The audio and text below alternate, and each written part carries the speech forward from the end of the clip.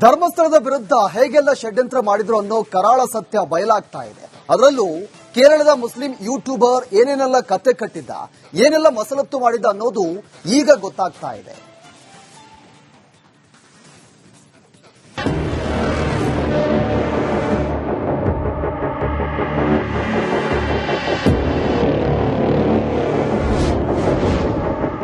ಬುರುಡೆ video ಹರಿಬಿಟ್ಟ ಮನಾಫ್ಗೆ SIT notice.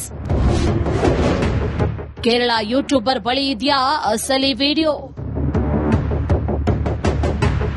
Dharmasthala ಪ್ರಕರಣ ದಿನದಿಂದ ದಿನಕ್ಕೆ ಹೊಸ ತಿರುವನ್ನ ಪಡೆದುಕೊಳ್ಳುತ್ತಿದೆ. ಧರ್ಮಸ್ಥಳದ ವಿರುದ್ಧ ಅಪಪ್ರಚಾರ, ಪಿತೂರಿ ನಡೆದಿದೆ ಎನ್ನುವ ಆರೋಪ ಹಿನ್ನೆಲೆ ಎಸ್ಐಟಿ ಅಧಿಕಾರಿಗಳು ತನಿಖೆಯನ್ನ ಚುರುಕುಗೊಳಿಸಿದ್ದು ಯೂಟ್ಯೂಬರ್ಗಳಿಗೂ ಬಿಸಿ ಮುಟ್ಟಿಸಿದ್ದಾರೆ. ಜಯಂತ್ ಹಾಗೂ ಯೂಟ್ಯೂಬರ್ ಅಭಿಷೇಕ್ನನ್ನ ವಿಚಾರಣೆಗೆ ಒಳಪಡಿಸಲಾಯಿತು. ಇದೀಗ ಕೇರಳ ಮೂಲದ ಯೂಟ್ಯೂಬರ್ ಮನಾಫ್ಗೆ ಎಸ್ಐಟಿ ನೋಟಿಸ್ ನೀಡಿದೆ.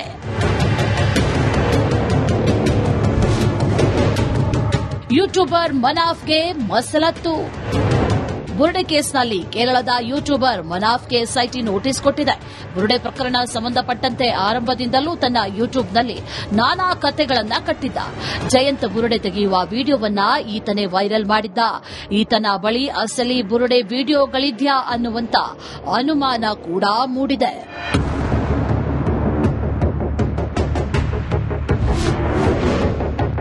ಮನಾಫ್ ಮಸಲತ್ತು. 2024ರ ಜುಲೈ ತಿಂಗಳಲ್ಲಿ ಸುರಿದ ಭಾರೀ ಮಳೆಗೆ ಉತ್ತರ ಕನ್ನಡ ಜಿಲ್ಲೆಯ ಅಂಕೋಲಾ ತಾಲೂಕಿನ ಶಿರೂರು ಭಾರೀ ಗುಡ್ಡ ಕುಸಿತ ಸಂಭವಿಸಿತ್ತು. ಇದೇ ಘಟನೆಯಲ್ಲಿ ಸಾವನ್ನಪ್ಪಿದ 11 ಮಂದಿ ಕೇರಳ ಮೂಲದ ಲಾರಿ ಚಾಲಕ ಅರ್ಜುನ್ ಕೂಡ ಇದೇ ಘಟನೆಯಲ್ಲಿ ಮೃತಪಟ್ಟಿದ್ದ. ಈ ಮನಾಫ್ ಅದೇ ಲಾರಿಯ ಮಾಲೀಕನಾಗಿದ್ದಾನೆ. ಜೊತೆಗೆ ಕೇರಳ ಭಾಗದ ಯೂಟ್ಯೂಬರ್ ಆಗಿಯೂ ಕೂಡ ಜನಪ್ರಿಯತೆಯನ್ನ ಪಡೆದುಕೊಂಡಿದ್ದ. ಈತ ಜಯಂತ್ ಟಿ ಮೂಲಕ ಬುರುಡೆ ಕಥೆಯನ್ನ ಕಟ್ಟಿ ಈ ಮನಾಫ್ ಕೇರಳಕ್ಕೂ ಹಬ್ಬಿಸಿದ್ದ ಎನ್ನಲಾಗುತ್ತಿದೆ. ಧರ್ಮಸ್ಥಳದಲ್ಲಿ ನೂರಾರು ಹೆಣ್ಮಕ್ಕಳ ಹೆಣವನ್ನ ಅಕ್ರಮವಾಗಿ ಹೂಳಲಾಗಿದೆ ಅಂತ ಮನಾಫ್ ಪ್ರಚಾರ ಮಾಡುತ್ತಿದ್ದ ಎನ್ನಲಾಗಿದೆ. ಕತ್ತಿಯಲ್ಲಿ ಬುರುಡೆ ಎತ್ತುತ್ತಿದ್ದವರು ಜಯಂತ್ ಎಂಬ ಮಾಹಿತಿ ಸಿಕ್ಕ ಹಿನ್ನೆಲೆ ಜಯಂತನ್ನ ತೀವ್ರ ವಿಚಾರಣೆಗೆ ಒಳಪಡಿಸಲಾಗಿದೆ. ಈ ಹಿನ್ನೆಲೆ ಇಬ್ಬರನ್ನ ಎಸ್ಐಟಿ ಅಧಿಕಾರಿಗಳು ವಿಚಾರಣೆಗೆ ಕರೆದಿದ್ದಾರೆ. ಚಿನ್ನಯ್ಯ ದೂರು ಕೊಟ್ಟ ಕೆಲ ದಿನಗಳ ಬಳಿಕ ಅರಣ್ಯದೊಳಗೆ ಜಯಂತ್ ಹಾಗೂ ಅಭಿಷೇಕ್ ಅಸ್ಥಿಪಂಜರಕ್ಕಾಗಿ ಹುಡುಕಾಟ ನಡೆಸಿದ್ರು ಎನ್ನಲಾಗುತ್ತಿದೆ.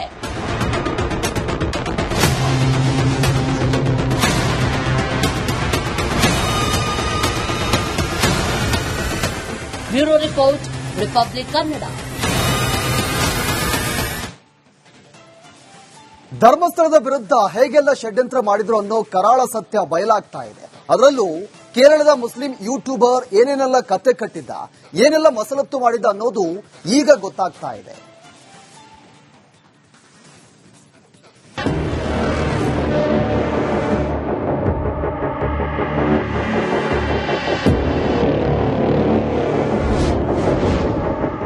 ಬುರುಡೆ ವಿಡಿಯೋ ಹರಿಬಿಟ್ಟ ಮನಾಫ್ಗೆ ಎಸ್ಐಟಿ ನೋಟಿಸ್. ಕೇರಳ ಯೂಟ್ಯೂಬರ್ ಬಳಿ ಇದೆಯಾ ಅಸಲಿ ವಿಡಿಯೋ? ಧರ್ಮಸ್ಥಳ ಪ್ರಕರಣ ದಿನದಿಂದ ದಿನಕ್ಕೆ ಹೊಸ ತಿರುವನ್ನ ಪಡೆದುಕೊಳ್ಳುತ್ತಿದೆ. ಧರ್ಮಸ್ಥಳದ ವಿರುದ್ಧ ಅಪಪ್ರಚಾರ, ಪಿತೂರಿ ನಡೆದಿದೆ ಎನ್ನುವ ಆರೋಪ ಹಿನ್ನೆಲೆ ಎಸ್ಐಟಿ ಅಧಿಕಾರಿಗಳು ತನಿಖೆಯನ್ನ ಚುರುಕುಗೊಳಿಸಿದ್ದು ಯೂಟ್ಯೂಬರ್ಗಳಿಗೂ ಬಿಸಿ ಮುಟ್ಟಿಸಿದ್ದಾರೆ. ಜಯಂತ್ ಹಾಗೂ ಯೂಟ್ಯೂಬರ್ ಅಭಿಷೇಕ್ನನ್ನ ವಿಚಾರಣೆಗೆ ಒಳಪಡಿಸಲಾಯಿತು. ಇದೀಗ ಕೇರಳ ಮೂಲದ ಯೂಟ್ಯೂಬರ್ ಮನಾಫ್ಗೆ ಎಸ್ಐಟಿ ನೋಟಿಸ್ ನೀಡಿದೆ.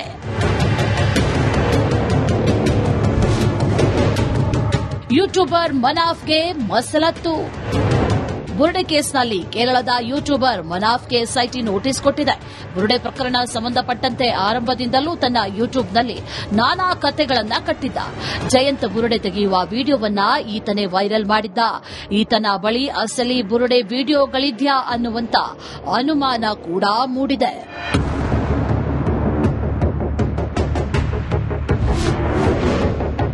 ಮನಾಫ್ ಮಸಲತ್ತು. 2024ರ ಜುಲೈ ತಿಂಗಳಲ್ಲಿ ಸುರಿದ ಭಾರೀ ಮಳೆಗೆ ಉತ್ತರ ಕನ್ನಡ ಜಿಲ್ಲೆಯ ಅಂಕೋಲಾ ತಾಲೂಕಿನ ಶಿರೂರು ಭಾರೀ ಗುಡ್ಡ ಕುಸಿತ ಸಂಭವಿಸಿತ್ತು. ಇದೇ ಘಟನೆಯಲ್ಲಿ ಸಾವನ್ನಪ್ಪಿದ 11 ಮಂದಿ ಕೇರಳ ಮೂಲದ ಲಾರಿ ಚಾಲಕ ಅರ್ಜುನ್ ಕೂಡ ಇದೇ ಘಟನೆಯಲ್ಲಿ ಮೃತಪಟ್ಟಿದ್ದ. ಈ ಮನಾಫ್ ಅದೇ ಲಾರಿಯ ಮಾಲೀಕನಾಗಿದ್ದಾನೆ. ಜೊತೆಗೆ ಕೇರಳ ಭಾಗದ ಯೂಟ್ಯೂಬರ್ ಆಗಿಯೂ ಕೂಡ ಜನಪ್ರಿಯತೆಯನ್ನ ಪಡೆದುಕೊಂಡಿದ್ದ. ಈತ ಜಯಂತ್ ಟಿ ಮೂಲಕ ಬುರುಡೆ ಕಥೆಯನ್ನ ಕಟ್ಟಿ ಈ ಮನಾಫ್ ಕೇರಳಕ್ಕೂ ಹಬ್ಬಿಸಿದ್ದ ಎನ್ನಲಾಗುತ್ತಿದೆ. ಧರ್ಮಸ್ಥಳದಲ್ಲಿ ನೂರಾರು ಹೆಣ್ಮಕ್ಕಳ ಹೆಣವನ್ನ ಅಕ್ರಮವಾಗಿ ಹೂಳಲಾಗಿದೆ ಅಂತ ಮನಾಫ್ ಪ್ರಚಾರ ಮಾಡುತ್ತಿದ್ದ ಎನ್ನಲಾಗಿದೆ. ಕತ್ತಿಯಲ್ಲಿ ಬುರುಡೆ ಎತ್ತುತ್ತಿದ್ದವರು ಜಯಂತ್ ಎಂಬ ಮಾಹಿತಿ ಸಿಕ್ಕ ಹಿನ್ನೆಲೆ ಜಯಂತನ್ನ ತೀವ್ರ ವಿಚಾರಣೆಗೆ ಒಳಪಡಿಸಲಾಗಿದೆ. ಈ ಹಿನ್ನೆಲೆ ಇಬ್ಬರನ್ನ ಎಸ್ಐಟಿ ಅಧಿಕಾರಿಗಳು ವಿಚಾರಣೆಗೆ ಕರೆದಿದ್ದಾರೆ.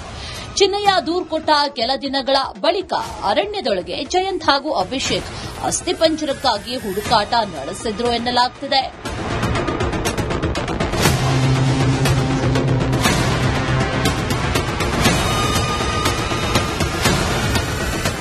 Bureau report, republic Kannada.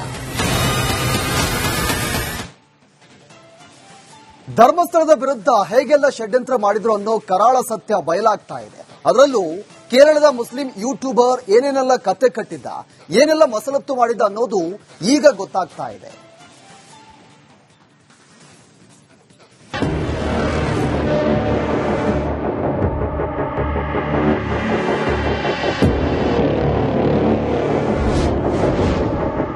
ಬುರುಡೆ ವಿಡಿಯೋ ಹರಿಬಿಟ್ಟ ಮನಾಫ್ಗೆ ಎಸ್ಐಟಿ ನೋಟಿಸ್. ಕೇರಳ ಯೂಟ್ಯೂಬರ್ ಬಳಿ ಇದೆಯಾ ಅಸಲಿ ವಿಡಿಯೋ? ಧರ್ಮಸ್ಥಳ ಪ್ರಕರಣ ದಿನದಿಂದ ದಿನಕ್ಕೆ ಹೊಸ ತಿರುವನ್ನ ಪಡೆದುಕೊಳ್ಳುತ್ತಿದೆ. ಧರ್ಮಸ್ಥಳದ ವಿರುದ್ಧ ಅಪಪ್ರಚಾರ, ಪಿತೂರಿ ನಡೆದಿದೆ ಎನ್ನುವ ಆರೋಪ ಹಿನ್ನೆಲೆ ಎಸ್ಐಟಿ ಅಧಿಕಾರಿಗಳು ತನಿಖೆಯನ್ನ ಚುರುಕುಗೊಳಿಸಿದ್ದು ಯೂಟ್ಯೂಬರ್ಗಳಿಗೂ ಬಿಸಿ ಮುಟ್ಟಿಸಿದ್ದಾರೆ. ಜಯಂತ್ ಹಾಗೂ ಯೂಟ್ಯೂಬರ್ ಅಭಿಷೇಕ್ನನ್ನ ವಿಚಾರಣೆಗೆ ಒಳಪಡಿಸಲಾಯಿತು. ಇದೀಗ ಕೇರಳ ಮೂಲದ ಯೂಟ್ಯೂಬರ್ ಮನಾಫ್ಗೆ ಎಸ್ಐಟಿ ನೋಟಿಸ್ ನೀಡಿದೆ.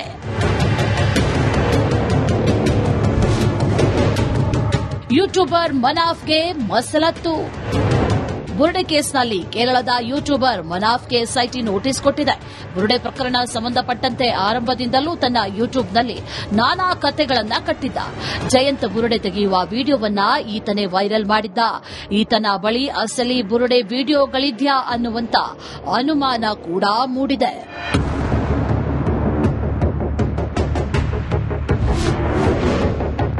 ಮನಾಫ್ ಮಸಲತ್ತು.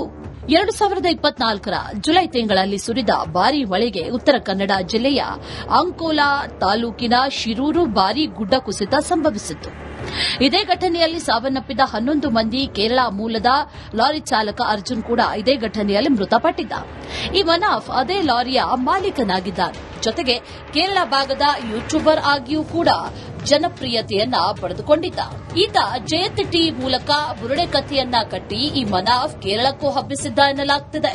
ಧರ್ಮಸ್ಥಳದಲ್ಲಿ ನೂರಾರು ಹೆಣ್ಮಕ್ಕಳ ಹೆಣವನ್ನ ಅಕ್ರಮವಾಗಿ ಹೂಳಲಾಗಿದೆ ಅಂತ ಮನಾಫ್ ಪ್ರಚಾರ ಮಾಡುತ್ತಿದ್ದ ಎನ್ನಲಾಗಿದೆ.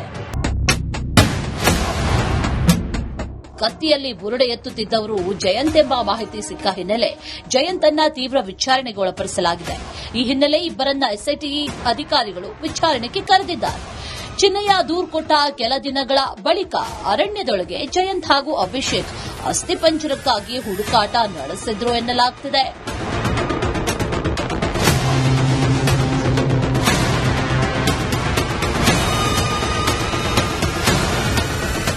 Bureau report, republic Kannada.